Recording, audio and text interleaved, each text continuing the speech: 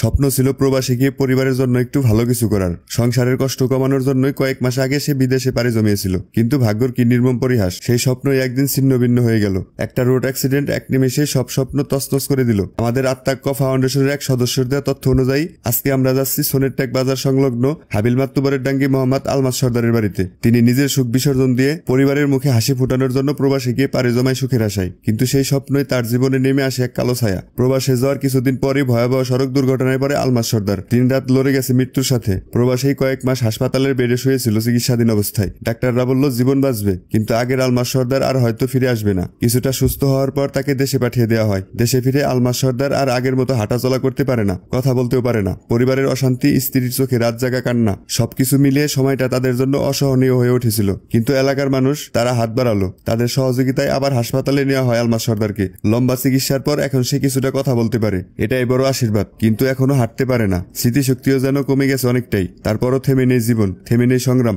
আলমাস সর্দারের স্ত্রী এক সাহসী নারী। স্বামীকে নিয়ে, সন্তানকে নিয়ে বাঁচার লড়াই সে একা হাতে চালিয়ে যাচ্ছে। স্বামীর পাশে দাঁড়িয়েছে, সব দায়িত্ব কাঁধে তুলে নিয়েছে। তাদের এক ছেলে এক মেয়ে, এদের মুখে হাসি ফোটানোর জন্য আলমাস সর্দারের স্ত্রী সিদ্ধান্ত নিয়েছে বাড়ির পাশে একটা ছোট্ট দোকান দিবে, যেন এই দোকানই হয় তাদের নতুন আশার আলো, নতুন করে জীবন শুরু করার পথ। কিন্তু সমস্যা হলো, দোকান চালু করতে প্রথম থেকে কিছু মালামালের প্রয়োজন, অথচ সংসারের যে অবস্থা সেটা কখনোই সম্ভব নয়। তাই সে লোক লজ্জা ভুলে এসে দাঁড়িয়েছে আমাদের আত্মাক্ষ ফাউন্ডেশনের দরজায়। শুধু একটা কথাই বলছে, ভাই আমার স্বামীর দোকানে একটু মাল উঠাই দেন, ওকে আমি আবারও হাসাতে চাই। তার এই কথাই বুকটা কেঁপে ওঠে আমাদের, কারণ এটা শুধু সাহায্য নয়, একটা পরিবারের বাঁচার চেষ্টা, একটা মায়ের আর্তনাদ, একটা স্ত্রীর শেষ ভরসা। আমাদের আত্মাক্ষ ফাউন্ডেশনের সকল সদস্য ও মুসলিম ভাইদের দৃষ্টি আকর্ষণ করছি, আপনারা আপনাদের সামর্থ্য অনুযায়ী এই অসহায় লোকটির পাশে এসে দাঁড়ান। আপনাদের দেওয়া 1 টাকা আলমাস সর্দারের পরিবারের মুখে হাসি ফিরিয়ে দিতে পারে। আপনাদের সহযোগিতা পেলে খুব তাড়াতাড়ি আত্মাক্ষ ফাউন্ডেশন আলমাস সর্দারের পরিবারের জন্য ভালো কিছু করবে ইনশাআল্লাহ। মানুষ মানুষের জন্য, এই কথাটা শুধু প্রবাদ নয়, এটা জীবন বদলে দেওয়ার শক্তি। অসহায় মানুষের চোখের পানি থামাতে পারা, এটাই একজন মানুষের সবচেয়ে বড় অর্জন।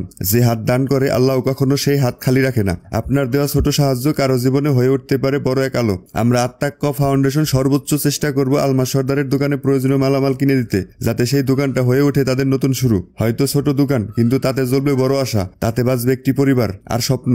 আর স্বপ্ন দেখবে সেই মানুষটি যে আজ হাঁটতে পারে না, কিন্তু একদিন এই দোকানের সামনে বসে আবার হাসবে, হয়তো আগের মতোই। এই পথ চলা শুধু তাদের নয়, আমাদেরও। একটি মানুষের স্বপ্নকে বাঁচিয়ে রাখার যাত্রা, একটি পরিবারের আশা ফিরিয়ে আনার যাত্রা। এমন অসহায় মানুষদের পাশে থাকবে আমাদের আত্মাক্ষ ফাউন্ডেশন সবসময় ইনশাআল্লাহ। ভিডিওটা শেয়ার করার অনুরোধ রইল। ভালো থাকুন, সুস্থ থাকুন, আত্মাক্ষ ফাউন্ডেশনের পাশে থাকুন। দেখা হচ্ছে নতুন কোনো ভিডিওতে। আসসালামু আলাইকুম।